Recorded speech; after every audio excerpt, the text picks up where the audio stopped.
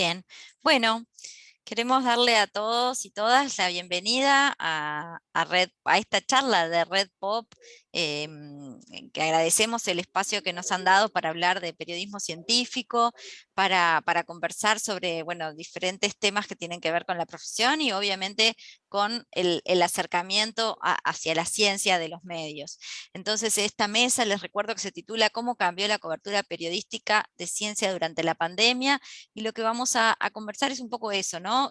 ¿Qué ha pasado en estos años? ¿Qué cosas son las que nos sorprendieron? ¿Y qué base es la que tenemos hoy para pensar en el futuro del periodismo de ciencia y de la difusión de la ciencia en general? Para eso, entonces, bueno, mi nombre es Daniela Hirschfeld, yo me voy a presentar al final, pero primero quiero presentarles a las expositoras que van a estar aquí compartiendo estos minutos de charla. Espero que estén aprovechando toda la oferta tan interesante de actividades que ofrece Red Pop en estos días, así que les agradecemos que estén acá acompañándonos. Como les decíamos, vamos a hablar de ciencia, de periodismo, del papel que tiene la ciencia, el periodismo en la difusión de la ciencia y qué ha pasado en este año y qué nos depara un poco el futuro. Sabemos que es un espacio donde hay muchos divulgadores, o sea que entendemos que todos tienen como ese interés en divulgar la ciencia, pero queremos hablar un poquito desde el ámbito del periodismo. Entonces voy a presentar a la primera de las expositoras, Andrea Obeid. Ella es periodista chilena, es máster en comunicación científica, médica y ambiental de la Universidad de Pompeu Fabra en España. Es directora de las productoras Neurona Group y Endorfinas, conductora de Tu Nuevo ADN en radio y TXS Health en radio online. También conduce programas de ciencia en canales de TV en Chile y desde el 1 de diciembre va a ser la nueva presidenta de la Asociación Chilena de Periodistas y Profesionales de la Comunicación de la Ciencia, ACHIPEC. Bienvenida, Andrea, y gracias por estar. Gracias, Daniela. Voy a presentar a Valeria Román, de Argentina. Ella es periodista, graduada de la Universidad de Buenos Aires y especializada en periodismo médico en programas de la OMS y en periodismo científico en el programa Night del MIT en Estados Unidos. Fue editora de ciencia en Diario Clarín durante muchos años y hoy trabaja como periodista de Infobae, además de colaborar con revistas como Scientific American, Science, Nature y Amphibia, entre otras. Es cofundadora de la Red Argentina de Periodismo Científico y fue vicepresidenta de la Federación Mundial de Periodistas Científicos. Así que bienvenida, Valeria, también. Y para terminar, dejé para el final a mi coterránea, la uruguaya María Orfila. Ella es periodista y licenciada en letras, es editora del diario El País, que es uno de los principales diarios de circulación aquí en Uruguay, en la sección Vivir, que comprende los temas de ciencia y tecnología, ambiente, salud, tendencias, y también de la revista Domingo, de interés general. Desde 2007, en 2007 fue becada para participar en el taller de Jack Ely de periodismo científico en la Universidad de San Diego, California, y también fue editora durante muchos años de un portal que se llama Cromo en el diario El Observador, que está 100% dedicado a cuestiones de ciencia y tecnología, sobre todo tecnología. Bienvenida, María, entonces. Hola, muchas gracias, Daniela. Bueno, y yo me presento cortito. Yo soy también periodista de uruguaya, también especializada en el periodismo científico en el programa Night del MIT. Desde 2005 trabajo en el portal SciDevNet como una de las editoras regionales de América Latina. Durante 10 años estuve a cargo de la sección de ciencia y tecnología en el semanario Búsqueda de Montevideo, y durante otros 10 años fui editora de una revista que se llama Galería de Interés General, también tratando de darle una impronta vinculada a la ciencia. Hoy, además de asesorar en cuestiones a instituciones científicas en comunicación, soy responsable de comunicación del Institut Pasteur de Montevideo, así que trabajo también en el área de la comunicación institucional de la ciencia. Les damos la bienvenida a todos y todas, y entonces vamos a empezar un poquito. Como somos de diferentes países y tampoco sabemos la procedencia de todos los que están conectados, invito a las expositoras a hacer un breve sondeíto de cómo era la cobertura de ciencia en medios en sus países hasta antes de la pandemia. Andrea, si quieres empezar. Bueno, nada, muchas gracias de nuevo por estar acá, la invitación, estoy súper contenta.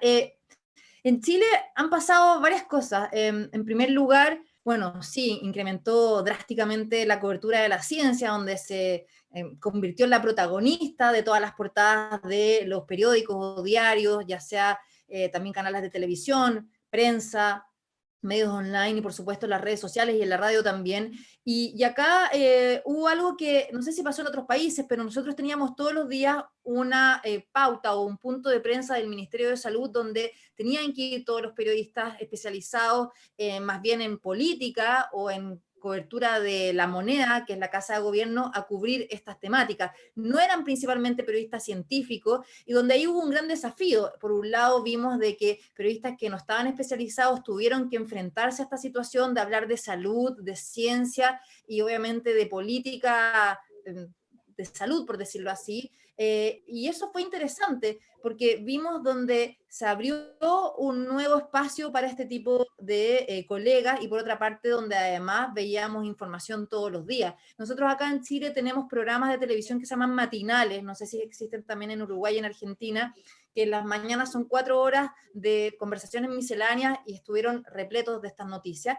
Y lo otro que también sucedió es que las mismas fuentes de comunicación, ya sean los científicos, científicas, médicos y médicas, fueron los principales voceros que dieron a conocer toda esta información. Ellos eran los que estaban invitados, los que daban las entrevistas, los que también se posicionaron muy fuerte en redes sociales, se convirtieron en líderes de opinión en Twitter principalmente, donde fue como una herramienta muy recurrente de información, donde los dichos de estas personas se convertían en noticias que acaparaban las portadas de los medios de comunicación. Y por otra parte también vimos a través de las redes sociales las publicaciones de papers, de, por ejemplo, los ensayos clínicos, de vacunas o de un montón de información asociado a los efectos que estaba provocando el SARS-CoV-2 en el ámbito neurológico o cardiovascular o respiratorio, etc.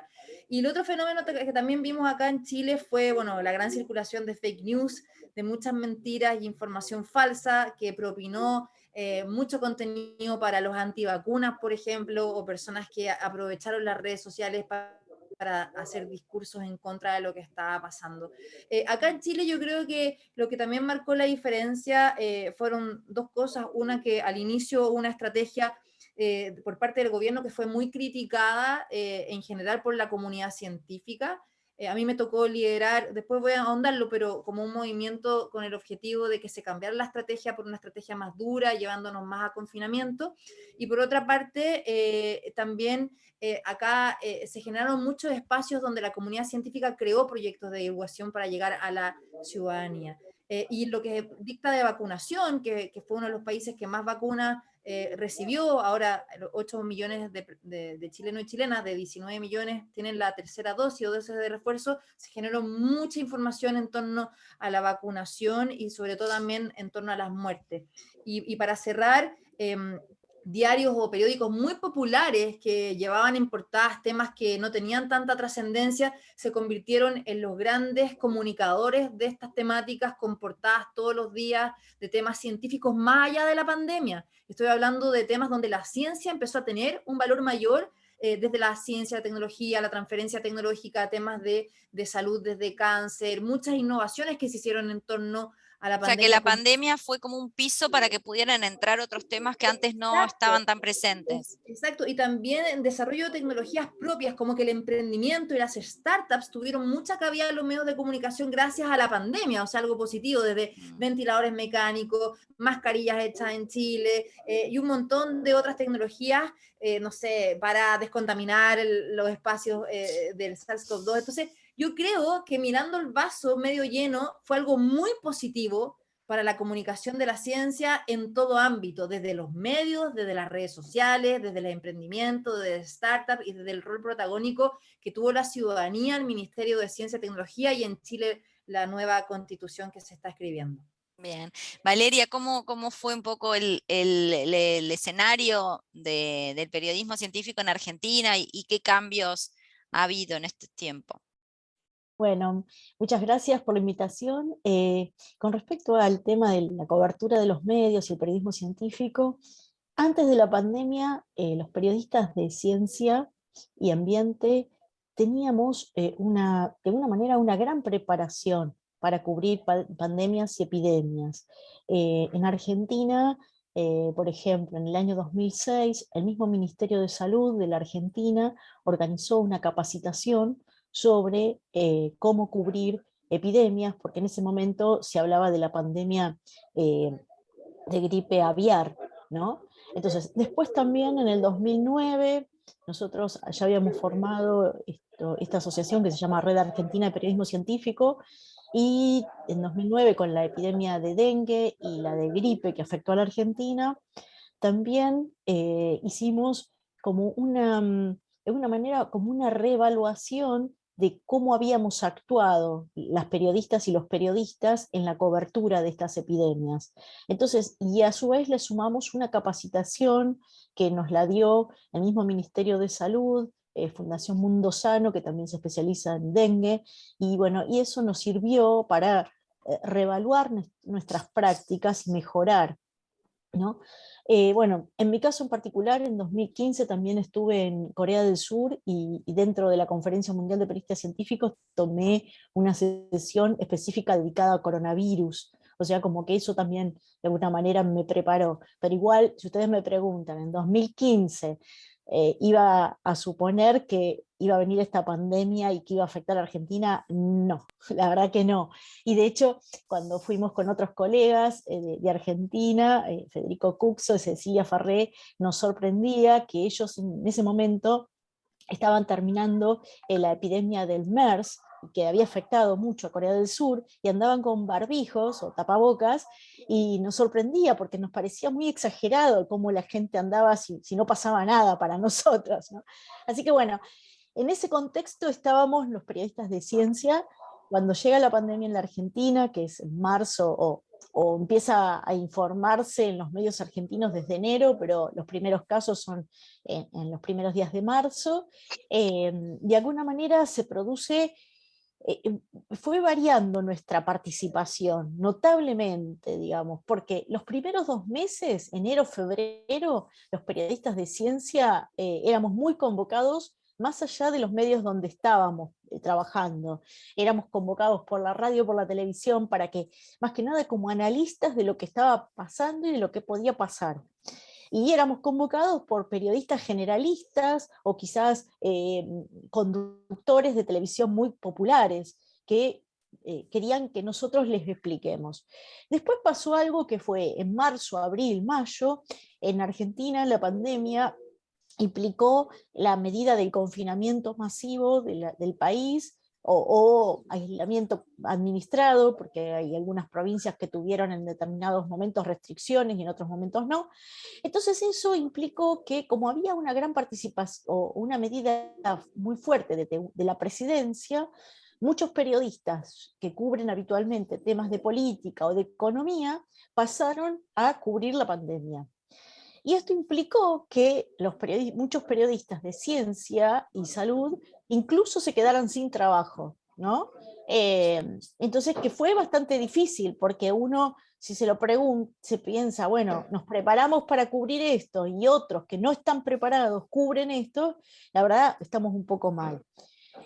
Incluso pasaron cosas como, por ejemplo, el Ministerio de Salud de la Argentina, en febrero del 2020, organizó una capacitación de toda una mañana para periodistas de ciencia sobre cómo cubrir la pandemia, que todavía no había llegado a la Argentina, no había ningún caso, pero el mismo Ministerio de Salud de la Argentina tuvo en cuenta a los periodistas de ciencia y nos capacitó.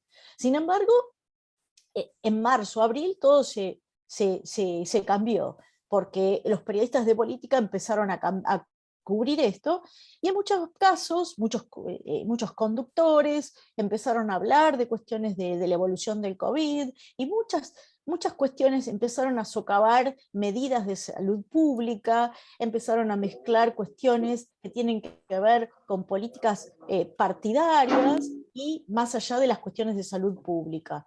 Entonces, los primeros desde marzo hasta septiembre, fue difícil, no fue tan fácil para los periodistas de ciencia.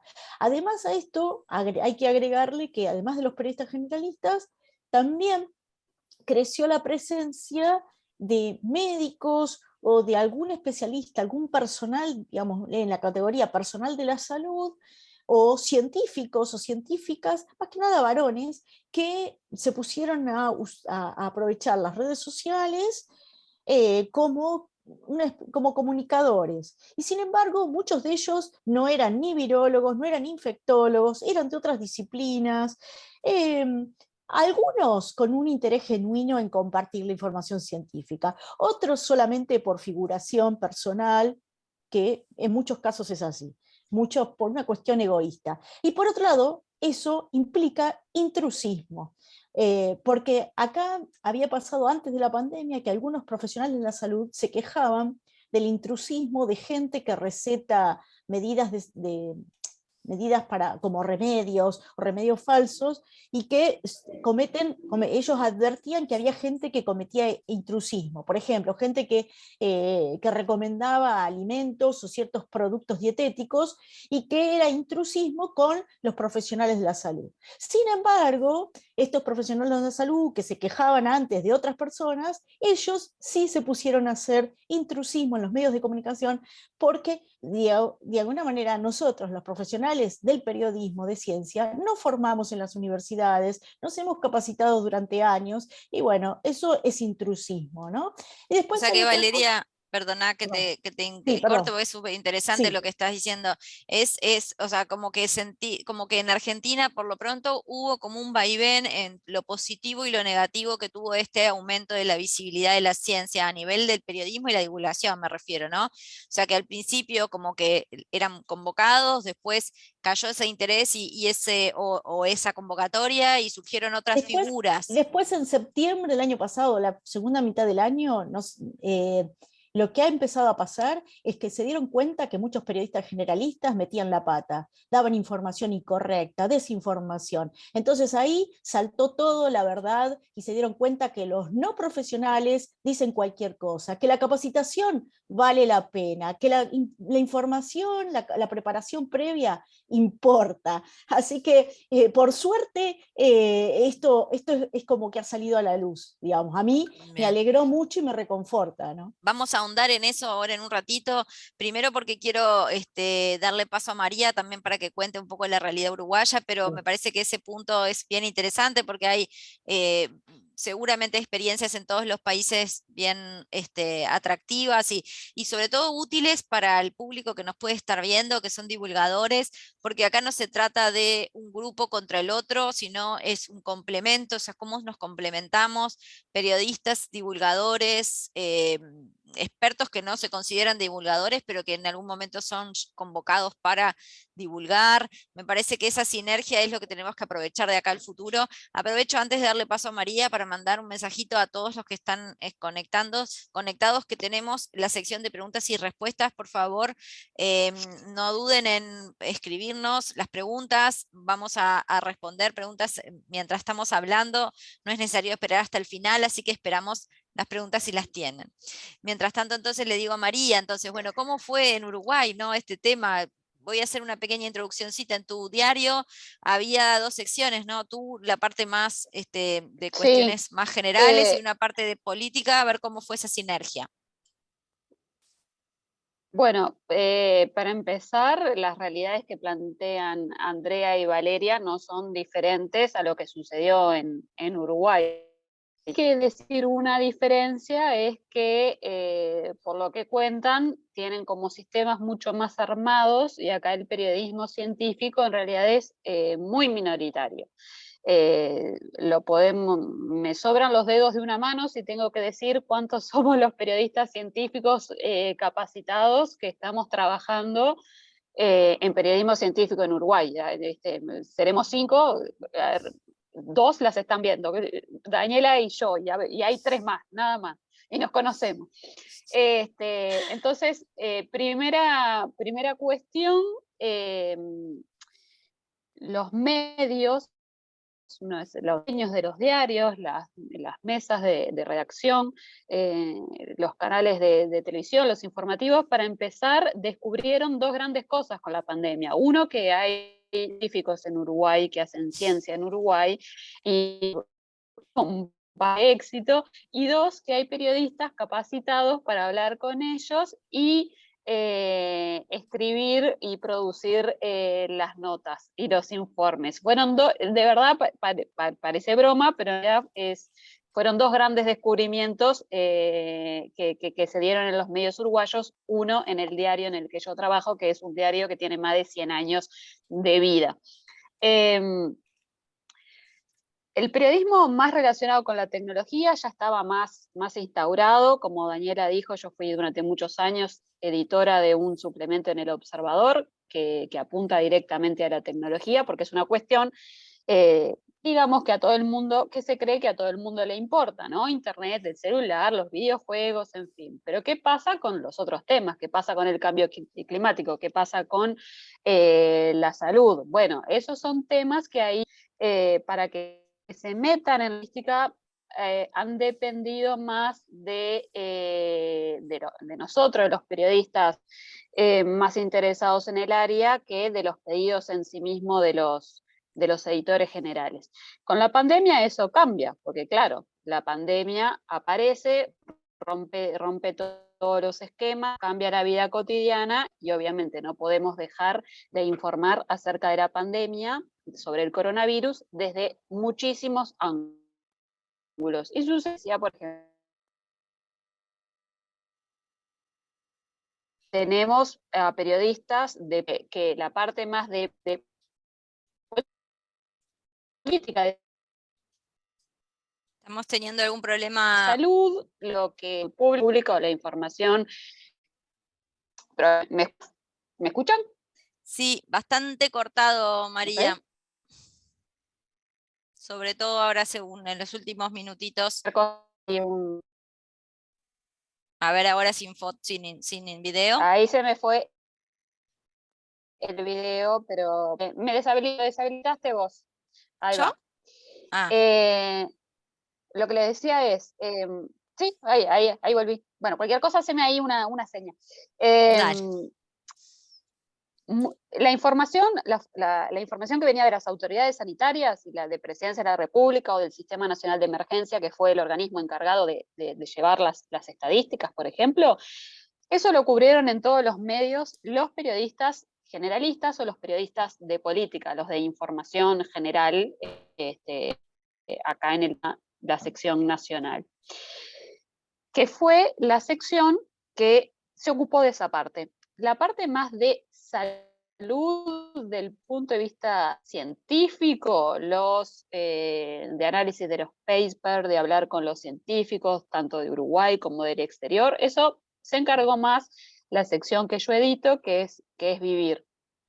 Y se hizo esa gran diferencia porque para poder abarcar todos los ángulos y para repartir también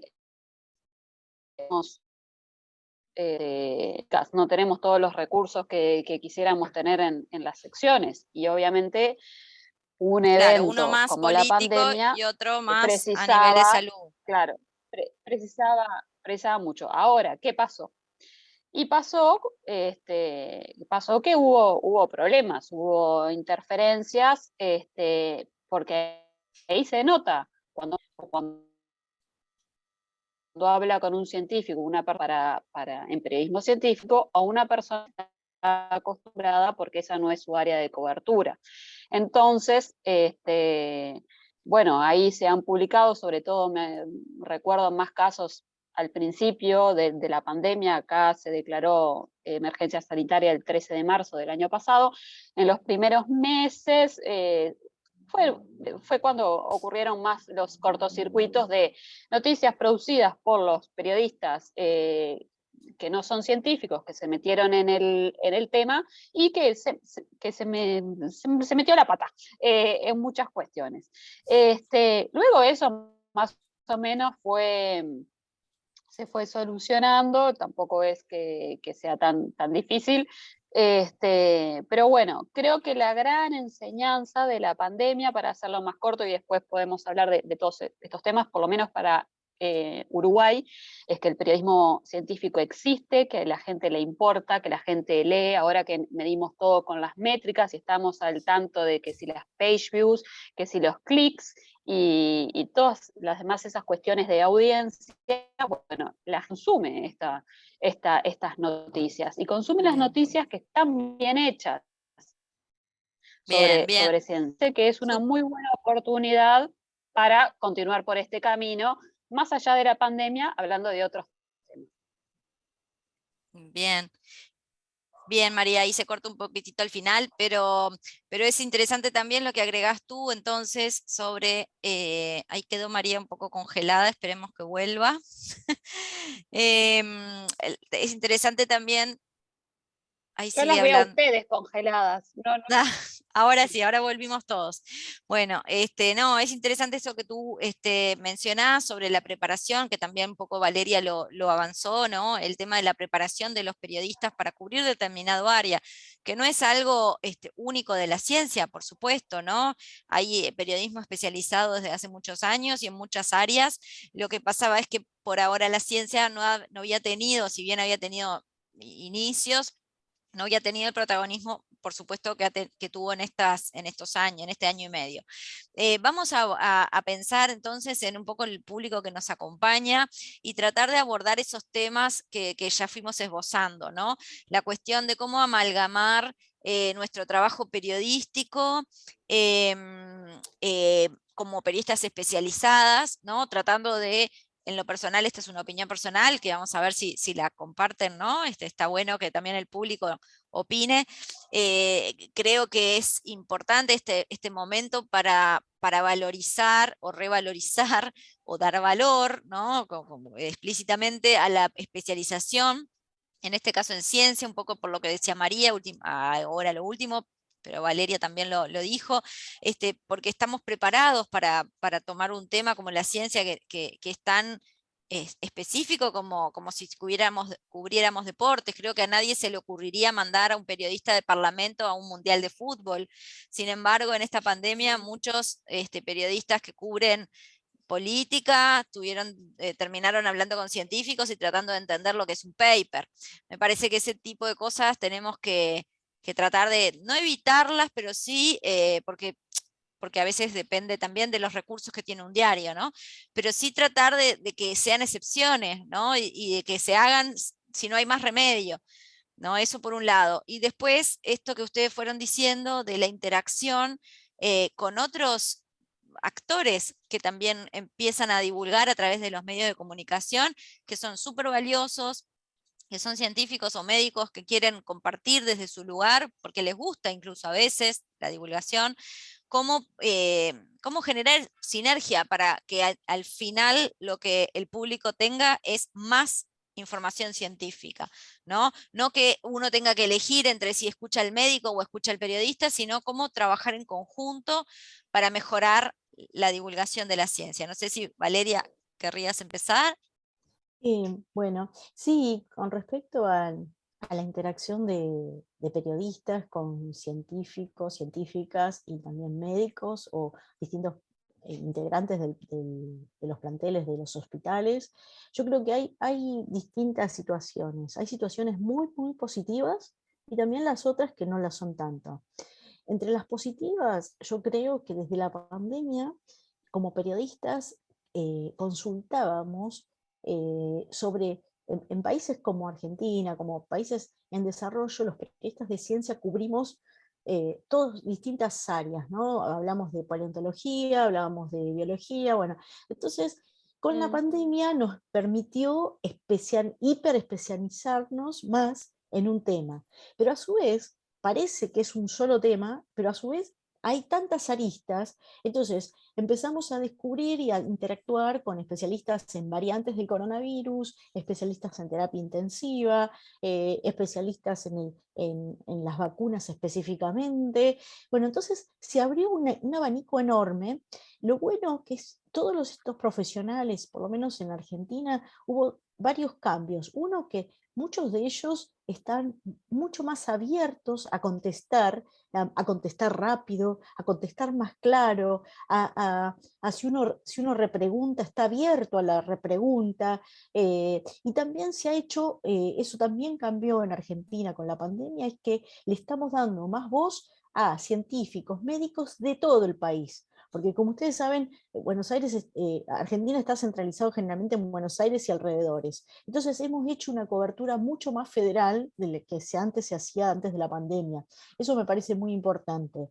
Y después también muchas veces estamos centrados en el sistema de salud, en lo que dice el médico en particular, incluso el médico varón. Y hemos abierto un poco bastante, yo creo que igual todavía hay muchas cosas pendientes, pero hemos abierto la voz a un montón de especialidades médicas, al sector de la enfermería, al sector de la kinesiología, un montón de especialidades que antes ni siquiera sabíamos a veces ni siquiera sabíamos que existía, por ejemplo, ¿no? Así que esos son cambios muy positivos que además se han mantenido en el tiempo, en todos estos meses, que estas personas, estos profesionales saben que pueden.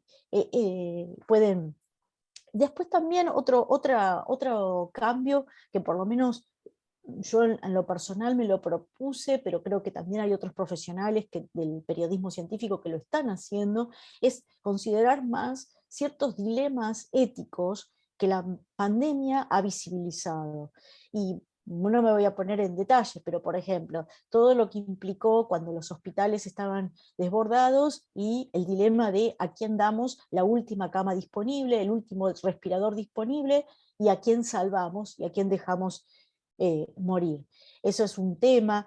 También el hecho también, y toda la cuestión ética que implicó el confinamiento masivo, porque por un lado redujo la circulación del virus, pero por otro lado produjo un impacto en la salud mental y en otras enfermedades como consecuencia de ese confinamiento masivo. Así que ahí también había un enrollo ético. Y por otro lado, que no es menor, es el tema de cómo cubrimos todos los tratamientos experimentales. Y la verdad que esto es algo muy importante que ha hecho la pandemia, porque antes de la pandemia teníamos ese desafío de decir, bueno, si hay un medicamento que está en los inicios de su desarrollo, ¿le damos espacio o no? Entonces, ahora es como que la pandemia, al estar todo el mundo pendiente, literalmente todo el mundo pendiente de un nuevo tratamiento para COVID, puso en evidencia cuáles son las pautas de la ética de la investigación. Y puso también en evidencia que hay médicos y médicas en nuestros países que dan, lamentablemente, tratamientos, medicamentos sin evidencia de prueba de efectividad y seguridad. Y lo que pasó, por ejemplo, con ivermectina, con el dióxido de cloro, muestra que incluso en Argentina hubo muertes por el dióxido de cloro, ¿no? Así que, o hubo casos de intoxicaciones por ivermectina para COVID. O sea, todas esas cuestiones, creo que la pandemia nos ha servido de alguna manera para poner en evidencia muchos problemas que teníamos antes, pero es como que lo exacerbó y ahora nos hizo topar cara a cara y decir, bueno, a partir de ahora, ¿cómo vamos a tratar esto? Este tema de los nuevos tratamientos, con evidencia, sin seguridad, y nosotros, ¿qué hacemos como periodistas? Tenemos un espíritu crítico y nos diferenciamos, y por eso yo creo que esto es muy importante para diferenciar cuál es nuestro rol como periodistas científicos y cuál es el rol quizás del divulgador en general en la institución que sea. Entonces, por eso es importante que los periodistas de ciencia nos mantengamos independientes, porque tenemos que tener la autoridad o la capacidad suficiente para darnos cuenta de que esto está pasando, ¿no? Y tomar distancia, poder tomar distancia de todos estos actores que quizás tienen conflictos de interés no declarados. Bien, en ese sentido, Andrea, quizás querés ahondar un poquito, porque tú comentaste en realidad como algo muy positivo esa interacción, ¿no? Con los divulgadores en Chile, que seguramente Valeria también y María también lo ven, ¿no? Pero volvamos a eso, después de señalar un poquito cuáles fueron los problemas, esta intrusión que decía Valeria, que es interesante, ¿no? De encontrarle las fronteras, los límites, ¿no? En dónde está el rol de uno y el rol del otro. En tu caso, en Chile, por ejemplo, ¿cómo interactuaste con los divulgadores? ¿Cómo sentís que es tu rol de periodista en Y diferenciación a lo de un divulgador? mira, a mí sucedieron muchas cosas, o sea, en general, en mi caso personal, yo tengo un programa de radio en Radio ADN, que es una radio de cobertura nacional de las 3 más importantes de Chile, y donde abrimos un espacio todos los días de 5 a 6 para hablar de estas temáticas, o sea, todos los días en vivo yo tenía entrevistas a expertos y expertas para hablar de ciencia y del COVID. Entonces, eso fue muy interesante que la radio me haya dado una oportunidad, y esto también generó como un ejemplo donde muchos medios también hicieron lo suyo, en radio, como te decía antes, las coberturas de todos los medios principales, y donde también se generan nuevos espacios en la televisión, que siempre acá en Chile, no sé si en Argentina y en Uruguay, ha estado un poco al debe la cobertura de la ciencia en la televisión. Se generaron nuevos espacios en los noticiarios centrales que van en la noche, dedicados a la ciencia y la tecnología. Hubo personajes acá, no sé si ustedes escucharon alguna vez, no sé, un médicos así como muy importantes que se convirtieron realmente como líderes de opinión, que tenían así espacios todos los días, por ejemplo, y hasta se fueron coronados como los reyes populares de Chile por votaciones que hacían hasta diarios, o sea, de verdad hubo fenómenos como bien interesantes de médicos que se convirtieron como en la cara del COVID, ¿no? Y aquí le voy a decir el nombre, si igual ni los conocen, pero pasó eso, y lo otro, acá el colegio médico tuvo un rol muy protagónico. El colegio médico, a través de su presidenta, la doctora y también su subsecretario, manuales para los periodistas, generaron un montón de asociaciones, y acá se unieron las sociedades científicas para generar, por ejemplo, comunicados de prensa que contrarrestaban las versiones que daba el gobierno. Eso a mí me pareció algo muy interesante, porque ellos se convirtieron en actores muy relevantes, o sea, desde la Sociedad Chilena de Microbiología, de Epidemiología, de Infectología, de Pediatría, el Colegio Médico, se unían y hacían comunicados de prensa en conjunto, donde los periodistas que trabajaban en las instituciones fueron muy relevantes también en la gestión que hicieron en entrega de contenido, ya sea a través de las redes sociales, a través de los medios de comunicación, y nosotros a través de ellos a la ciudadanía. Y eso fue muy bueno, porque acá la estrategia de Chile antes de la vacunación fue muy criticada.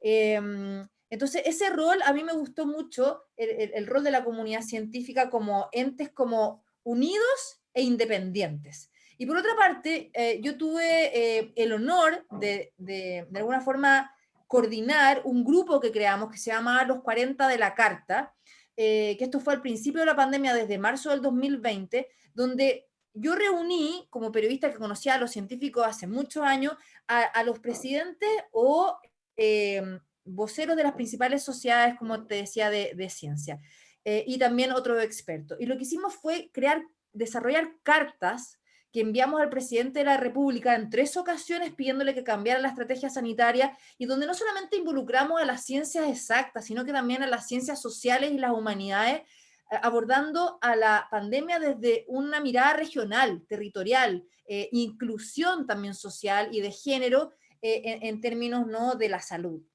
Y eso fue una experiencia increíble que duró hasta, te diría, hasta hace unos 6 meses atrás.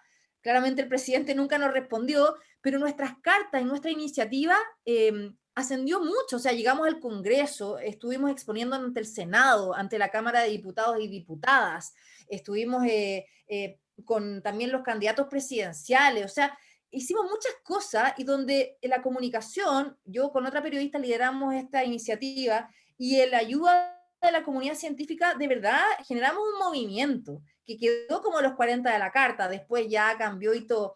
Y ese movimiento también hizo muchas otras acciones. Nosotros terminamos generando talleres de capacitación a los periodistas que tenían que ir al Palacio de la Moneda todos los días a enfrentarse con el ministro de Salud y la subsecretaria de Salud, que eran los que finalmente tenían que hacer las preguntas que tenían que tener conocimiento de qué se trataba todo, y esas preguntas después eran las que se publicaban en los medios, y muchos de estos periodistas no tenían ni idea de lo que eran las variantes, las mutaciones, de lo que estaba pasando con el informe epidemiológico, la trazabilidad, un montón de conceptos que eran desconocidos, y fue muy interesante estos talleres que hicimos para periodistas no especializados y cómo los preparamos para enfrentarse ante una situación que era de verdad compleja. Nosotros tuvimos, acuérdense, al ministro Jaime Mañalich en un minuto, que era alguien muy confrontacional, muy criticado, que terminó renunciando, después asumió el ministro París, y que obviamente ahí cambió un poco la situación, un poco más dócil, pero sí, o sea, para los periodistas fue bien interesante, y yo creo que se hicieron muchas cosas con la Sociedad Chilena de Epidemiología. La CHIPEC hizo también un montón de gráficas informativas y educativas para la comunidad, no solamente para los periodistas, sino que para la gente en común, de qué es un virus, cómo se transmite, cuáles son las fórmulas de autocuidado, todo lo que de alguna forma se criticó, que faltó comunicación de riesgo por parte del gobierno a la ciudadanía, y que eso también hizo que tuviéramos hasta 8.000 casos diarios, 40.000 personas que fallecieron. Esa comunicación de riesgo que fue ausente por parte de la estrategia sanitaria del gobierno, la tomó de alguna forma la comunidad científica, y en conjunto con los periodistas hicimos esto. Y yo creo que eso fue un trabajo muy valioso, donde de alguna forma suplimos el rol que debía haber tenido el Estado en comunicar y educar a la ciudadanía, y que finalmente lo tomó la comunidad científica. Entonces, yo de verdad saco como de todo lo malo que hubo, saco una muy buena lección de todo esto, y que si bien, claro, no hubo una tanta presencia de periodistas científicos especializados, en medios somos re poco en Chile, la mayoría trabajan en instituciones, somos cerca de 140 miembros de ACHIPEC, pero muchos trabajan en centros de investigación, en instituciones, en el Ministerio de Ciencia y Tecnología, pero los que trabajamos en medios somos pocos. Entonces, esta asociatividad que hubo entre la comunidad científica, periodistas que trabajan en instituciones, y nosotros, fue súper buena. Muy bueno, muy buena la experiencia. Sobre todo veo que Valeria, mientras hablabas en algunos momentos, así asentía con la cabeza, o sea que Que la Vale seguramente también también. ahí estuvimos comunicándonos hartas Claro que sí, Sí, porque ha seguramente hubo cosas sido, buenas, ¿no? sí, tal Este, cual, tal cual. En Uruguay un poco, digo, creo que María, ahora para darte paso a ti, me Ujú. animaría a decir que fuimos un poquito más tranquilos, primero porque somos menos y segundo porque Sí, fue porque más somos activo. uruguayos, sí. No, Contá un poquito. el tema, no, lo que me parece, dos cosas creo que se pueden destacar. Uno, me parece que del punto de vista de la comunicación que hicieron las autoridades, acá creo Claro, que fue una fue estrategia mejor. mucho más, fue mejor, fue Mm. mucho más clara. Había conferencias periódicas, información que se divulgaba todos los días, no se dieron casos como se veían en otros países de la región o mismo en países de Europa o de Estados Unidos, en los que la comunicación que hacía el gobierno de la pandemia era muy deficiente. Creo que acá se manejó muy bien ese aspecto. Y hubo mucha apertura, mucha llegada a los medios, el presidente en ir a las entrevistas que se le pedían en la televisión, en los diarios, en las radios, el ministro de Salud, en fin. El otro elemento es que acá tuvimos una figura, se constituyó una figura que se nombró el GACH, que era el Grupo Asesor Científico Honorario, que estaba con 3 capitanes, Liderado. como para hablar en términos, como para hablar en términos futbolísticos, 3 capitanes que eran 3 científicos muy respetados, y después era un grupo que se dividía por temas, que en total eran 55 científicos. El GACH logró conseguir como el respeto de la gran parte de la población uruguaya y del público, tanto así que cuando Se sabía que hoy de noche hay una conferencia del GACH, vamos a ver qué es lo que dicen, porque lo que decían estos 3 hombres era palabra santa, eran los que nos venían a traer la información de lo que se decía que era veraz, de lo que está pasando y lo que nos... Edge dejó de funcionar, si no recuerdo mal, por julio de este año. Y ahí me parece que sucedió otra cosa que ahí tenemos que hacer como autocrítica desde los medios, qué es lo que pasa. Pasó lo que decía Valeria, ¿no? Muchos científicos, médicos, no solo infectólogos o virólogos, sino de otras ramas, empezaron a divulgar en redes sociales, fundamentalmente en Twitter, como decíamos. Y entonces ahí me empiezan a aparecer las dudas de cuál es el objetivo. Si el objetivo es que la población tenga más datos, que esté más informada, dar a conocer información veraz, o estoy jugando para mi equipo, digamos, ¿no? Si tengo un interés atrás, y ahí empiezan todas las teorías conspirativas de las que siempre nos meten a nosotros en la bolsa, de que si estamos con los laboratorios respaldados, quiero decirle que a mí, si fuera por eso, no me llegó ni una aspirina de regalo,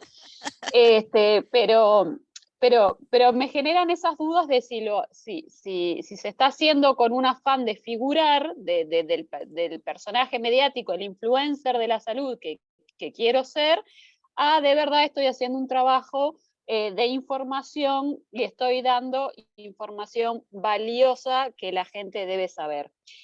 Eso es por un lado. Y por el otro lado, lo que me genera dudas del punto de vista de los medios es que cuando una persona se pone, la ponemos en la categoría de experta y la reconocemos como experta, no quiere decir que sea experta en todo. Entonces, ahí se empieza a hacer las notas de fulano de tal, virólogo, pero ¿qué dice de que vuelva el fútbol, por ejemplo? Y el hombre que, no sé, que si sabe de fútbol y de organización de eventos y de todas esas cosas, o de cuando se le pregunta de si los niños deben volver a clase o no. Ahí quizás debe haber gente que sea experta en otras áreas a las que no se les está consultando, pero sí se les está consultando a los que quedaron visiblemente. Bien, qué lástima que se Perdón, cortó. pero justo me entró una llamada y tuve que cortar. Está. Que consultamos, caemos en hacerle la consulta a los que son mediáticos, a los que son puestos en el pedestal de expertos. Está muy bajito tu sonido, María, ahora. Discernir si son expertos en lo que les están dando, ¿no? Sí. Entonces, ahí me parece que es como una autocrítica que tenemos que hacer los medios, de que no tenemos por qué recurrir a siempre al mismo experto, o sea, no es una persona que lo sabe todo, ¿no? El médico grado 5, doctorado, que no sé qué. Hay cosas que van a escapar de su actuación, y me parece que la gracia está en que nosotros, si queremos saber de algo relacionado, por ejemplo, como les decía, con el fútbol o con otra cosa, por más que esté vinculado a la pandemia, tenemos que ir a hablar con esas otras personas. Y me parece interesante, que esas son grandes lecciones. Eso, es interesante eso que vos decís, que no había surgido hasta ahora, María. Capaz nos pasa porque, como bien dijiste, somos poquitos, en Uruguay hay la cuestión de que 2 o 3 científicos tengan como proyección, habla de que más o menos, o sea, los científicos son pocos como los uruguayos, entonces Sí, no hay quizás tantas voces como en otros países. Pero Daniela, hay algo que es muy curioso. Los uruguayos somos 3,5 millones, o sea, muy poquitos, y sin embargo hay un uruguayo siempre metido en todo. No importa de lo que hablemos, no importa de lo que esté pasando, siempre hay un uruguayo al cual se puede llamar en algún lugar del mundo. Es Entonces, verdad, eso es verdad. No, pero es interesante eso que vos decías del... terminan los mismos tres, entonces Claro. me parece que hay Oye, que abrir Dani, el abanico. yo quería aportar algo porque nosotros acá en Chile, igual toda la comunidad científica como que miraba a Uruguay en un inicio como un ejemplo de que tomaban en cuenta a la comunidad científica, la toma de decisiones, el gobierno. Eso fue al inicio, bueno, después aumentaron muchos casos, pero todos, ¿no? Pero yo me acuerdo que eran un ejemplo a seguir y eran muy Sí, citados. sí, sí. Sí, creo que la experiencia del GACH fue muy, muy buena y fue bastante inédita. Y me acuerdo de hacer entrevistas con científicos de Argentina, por ejemplo, o con alguno con sede en Estados Unidos o en España, que decían que esa misma estructura del GACH debería haber sido primero un GACH regional, o sea, un GACH del Mercosur, por ejemplo, y que debería haber sido una iniciativa que tuvieran todos los países, ¿no? De científicos aportando a la par del gobierno y brindándole las estrategias, brindándole la información de primera mano. Ese punto es súper importante. Yo de verdad extraño no haber hecho como una asociatividad de haber enfrentado la pandemia como bloque sudamericano, tanto en gobiernos como en periodistas. No sé, como que creo que faltó un poco eso, de haber unido las fronteras y de cómo haber enfrentado esto en conjunto, porque como tú decías, de que, claro, nosotros también acá en Chile había un comité asesor de científicos que asesoraba al gobierno, pero que muchas veces no los tomaban en cuenta, pero como que cada uno fue por su lado, y yo creo que faltó quizás haberlo enfrentado no tan local, sino que más regional. Sí, lo Claro, que pasa que viste que tuvimos abordajes diferentes, no fue el mismo el sí, abordaje de Sí, Argentina que el de Brasil que de Uruguay, por ejemplo, ¿no? O porque era sea, una realidad distinta Uruguay, también. claro, Uruguay nunca tuvo un confinamiento obligatorio, ni en claro, los peores momentos, por ejemplo. sí, sí, Nosotros 4 meses Entonces, no, estuvimos confinados. claro, nosotros claro. nunca pasamos por esa situación, era una recomendación, la gente se lo tomó en serio, la mayoría de la gente se quedó en la casa durante meses, hasta el día de hoy no hemos vuelto al trabajo, yo estoy en el diario, pero solo vengo de 2 a 3 veces por semana, nada más, porque estamos divididos en burbujas y en muchos trabajos quedó instaurado el trabajo híbrido. Pero eso del confinamiento voluntario acá no se llegó a dar. Acá siempre se apeló al concepto que siempre decía el presidente de la libertad responsable. Y los uruguayos respondieron así. Sí. Sobre todo en Quiero, los primeros meses. quería hacer una reflexión para compartirla porque nos quedan 4 minutos, pero no quiero dejar de retomar lo que María decía, ¿no? Del científico todólogo, ¿no? Y en los dos lugares, tanto de nosotros como periodistas, siempre consultando el mismo científico para todo, hasta el científico tomando el lugar de opinar de todo, porque puede caer muchas veces el científico que bueno, que me llama un periodista y le opino, y en realidad no es mucho lo mío, pero trato, hay otros que son quizás más pudorosos y dicen, bueno, no, a mí me da vergüenza opinar de algo que no sé, te paso el teléfono de fulano, ¿no? Y bueno, y ni que hablar de los periodistas generalistas, que yo trabajo en un instituto de investigación, por ejemplo, y muchas veces me han llamado para preguntarme por tal científico para que hable justamente eso, de la vuelta al fútbol, si le parece bien o mal. Y en realidad, o de las vacunas, ¿qué opinamos de las vacunas? Y aquí en el instituto, por ejemplo, no hay alguien que trabaje en ese campo. Entonces, no, empezar como no todos los científicos hablan de lo mismo, no empezar a como a profesionalizar la ciencia como un campo de cobertura también, ¿no? Entonces, bueno, nada, eso es lo que me parece que está bueno tanto para los divulgadores como para nosotros periodistas tener en cuenta, el desterrar el todólogo. Y les quiero En dar Argentina, un no, minutito cada una para terminar y no sé si alguien va a tener alguna pregunta.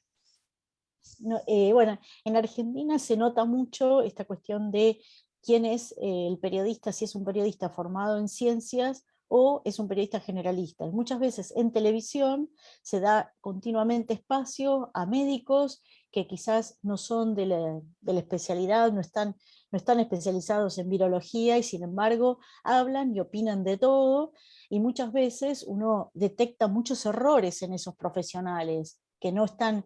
Por eso creo que es importante que cada periodista por lo menos los periodistas de ciencia nos especializamos en ir haciendo un mapeo de fuentes para decir, bueno, en qué instituciones están científicas y científicos o médicos que pueden hablar de un determinado aspecto.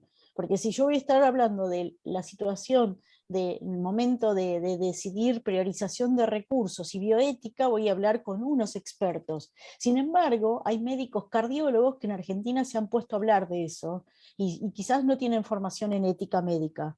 Entonces, es como, también hay como una posición del periodista, decir, yo no entrevisto a gente que no corresponde para esta nota. Lo que pasa es que, lamentablemente, en la televisión y en la radio no hay periodistas especializados, entonces a ellos les da igual, y ponen a hablar a quien aparezca primero, a quien le da más clics, a quien le habla más gracioso, más simpático, quien le trae más polémica. Entonces, bueno, también tiene que ver con una ética del periodista. Y muchos no la tienen o digamos, no tienen un valor de decir, bueno, no, sacrifico la verdad en pos de más clic o en más rating. O sea, eso es, digamos, la pandemia también está dejando visibilizado cuáles son las posiciones éticas de los periodistas.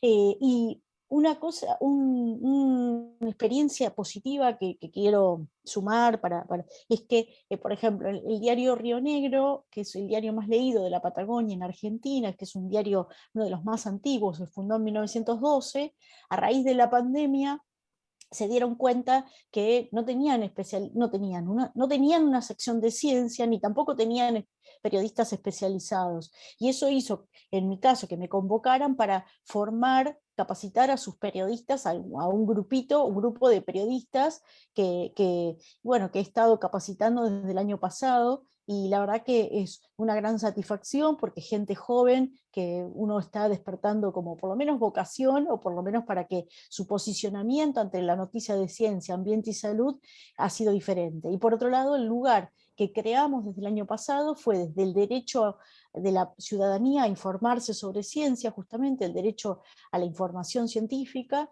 y además con mucho más cobertura de la ciencia que se hace en la Patagonia específicamente. Así que eso dio una gran visibilidad a la investigación científica de la Patagonia. Perdón que estaba muteada. Andrea, estamos en la hora. Si quieren hacer un mensajito final, no hemos tenido preguntas, pero todavía tienen unos segunditos. Un mensajito final les agradezco. No, yo muy corto, yo creo que ahora el desafío que hay por delante es mantener los espacios que se abrieron. Yo creo que se abrieron muchísimos espacios de verdad gracias a la pandemia. No, obviamente la pandemia ha sido súper negativa, pero creo que para la comunicación de la ciencia ha sido algo muy bueno. Por lo menos yo lo veo así y lo agradezco, de que los medios entendieron que era importante comunicar la ciencia. Y eso no solamente quedó ahora, por lo menos lo que pasa en Chile, sobre temas de pandemia, ya ni siquiera se abordan mucho, porque pasó también que la gente se hastió de tantos temas de la pandemia, y todos los días era hablar de las vacunas, de la pandemia, ya la gente estaba cansada. Pero sí quedó ese espacio para seguir abordando temas de ciencia y tecnología, de conocimiento, de innovación, y creo que tenemos que seguir aprovechándolo. Y por otra parte, los divulgadores también se pegaron un salto muy grande en desarrollar proyectos educativos y de comunicación. Como yo les decía, o sea, desde libros, cómics, desde afiches, podcasts, muchísimos podcasts. Eso también es una forma muy buena de comunicar a través del audio o de las redes sociales, o a través de canales de YouTube, ¿no? Con mensajes o cosas cortitas. Yo creo que hay que seguir en esa senda, seguir capacitando a periodistas que no son especializados, seguir generando proyectos asociativos y claramente convivir en este mundo, ya sea los mismos voceros, que son las fuentes directas, que se convirtieron en comunicadores o divulgadores, y nosotros también en lo nuestro, y generar mucho más proyectos en conjunto. Así que yo creo que hay que seguir nomás abriendo más espacios todavía. Bien. María. Bueno, además de mantener los espacios, creo que una cosa que no dijimos y que me gustaría que sucediera es que pierdan la desconfianza que les despiertan los periodistas. La desconfianza, el miedo, lo que sea, no somos malas personas y no buscamos el mal de nadie. Que estén abiertos al periodista cuando lo llama, le manda un WhatsApp, le manda un mail, porque queremos aprender de su trabajo, queremos conocerlo y queremos difundirlo. Y pasa que hay científicos que o no te dan la nota porque piensan que vos no lo vas a entender, que piensan que le vas a hacer mal el trabajo, piensan, que es lo peor de todo, que piensan que no es interesante su trabajo y por qué merece ser la pena contado.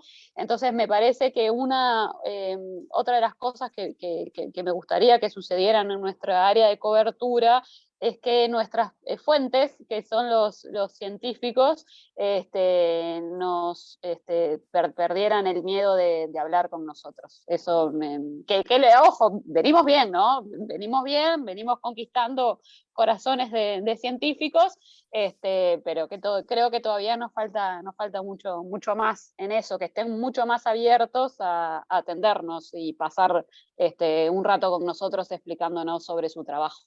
Buenísimo, buenísimo. Bueno, a mí me resta agradecerles a ustedes el tiempo, la disposición para conversar sobre esto. Espero que al público que nos siguió le haya resultado interesante y sobre todo estos mensajes, ¿no?, que hemos ido pasando, cómo compatibilizar roles, cómo potenciarnos, divulgadores y periodistas, cómo tratar de que nuestro rol sea de colaboración con la difusión de la ciencia, para mantener los espacios, como decía Andrea, ¿no?, para que cada uno pueda usar sus herramientas, como decía Valeria, lo mejor posible, y como decía María, bueno, manteniendo la confianza de la comunidad científica al periodismo. Así que bueno, muchas gracias a todos, y bueno, es que sigan disfrutando de Red Pop. Muchas gracias. Chao, muchas gracias. Chao. Muchas gracias. Un abrazo a todas y a todos.